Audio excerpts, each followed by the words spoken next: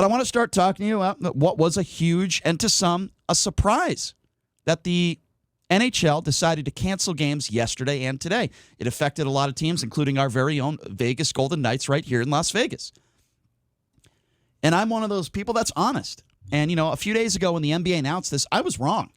My first reaction was, why are they doing this? It's really not going to change anything, right? And then I spoke to some people that not only cover the NBA, but several of my friends who happen to be black. And I wanted to speak with them because I wanted to get kind of the player's perspective and a perspective of someone that's not white. And they set me straight, and I understand it. I do. I understand it now more than ever. And I applaud the NHL. And by the way, it was the Sharks' very own Evander Kane. I know that there are a lot of Vegas Golden Knights fans that are not big fans of Evander Kane, and rightfully so, but he's a great player. And he is the person that led the pack asking the NHL to postpone these games yesterday and today. Ryan Reeves from the Vegas Golden Knights is another player. Now, yes, he was flanked by white players at this press conference. I would have liked to have seen more players of color talking at this press conference. However, hearing Ryan Reeves speak about this, I think, was very important. So he talked about postponing the playoff game last night. Have a listen to what Ryan Reeves had to say here.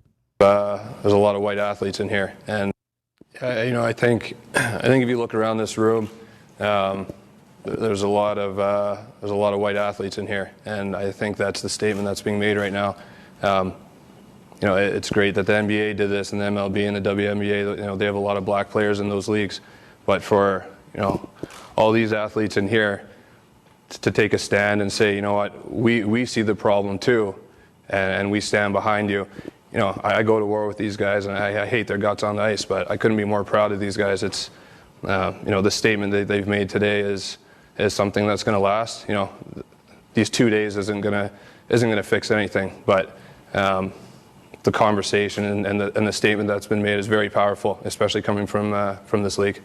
And I could totally understand why this is so important to Ryan Reeves as well. And I thought it was a good statement that the NHL made. And it's really interesting because I believe every word that Ryan Reeves said there. He hates these guys, on the ice. He's not talking about his teammates. He's talking about some of his opponents that were in the room. He hates their guts on the ice, but he's so proud of them off the ice. And I thought that was a really moving moment, how much this means to Ryan Reeves and some other players in the league. So listen to him go on here. He spoke for a while, talking a little bit about what players can do. Have a listen to this. Most of these guys have never lived through some of the stuff that black athletes have. They don't go through those day-to-day things that they feel that racism, or they've seen the racism, or their family's gone through it.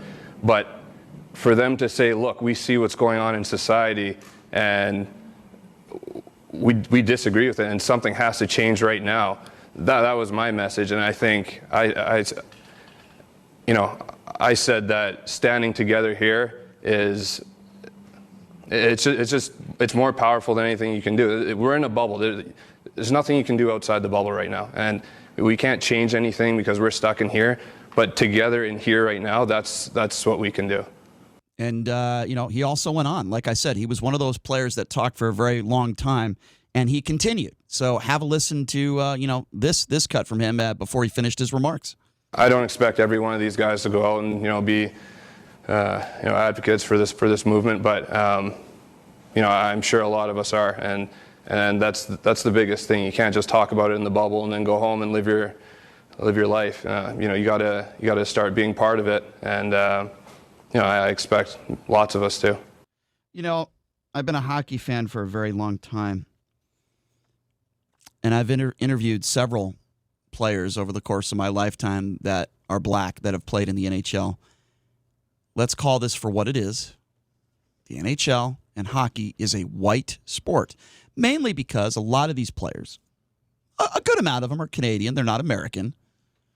And let's call it what it is. The NHL is an expensive sport to play. Hockey is not cheap. It's not like basketball where you could just go on a playground and pick up a basketball and play for hours and hours on end. That's free. That doesn't cost any money.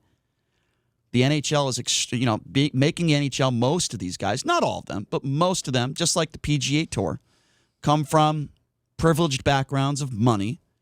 To be an NHL player, and just be a hockey player, to be a high school hockey player, whatever Costs money.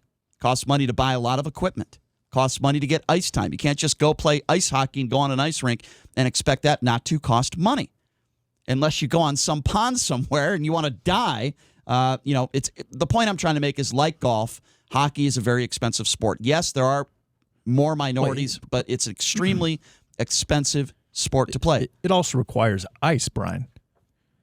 So, for example, a lot of African-American athletes, or not even African-American, but we'll call it African athletes in different countries.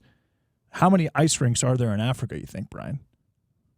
I don't know what I'm confused with what you're saying. I'm talking about African American people, and the reason why you don't see a lot of American black people that are playing in the NHL as opposed to the NBA. It has nothing to do with that. There's no ice in Africa. It's a totally different sport as well. I would say that ice hockey is significantly harder to master than basketball is. I completely disagree with that assessment. I've played both sports. I completely disagree with that assessment. So have I, Brian. I completely disagree with that assessment. If you're 6'8", you have a competitive advantage in basketball immediately. If you're 6'8", on a hockey rink, it doesn't make a difference. Okay. If you can't skate, it doesn't matter. You have to be able to skate first and foremost. So does that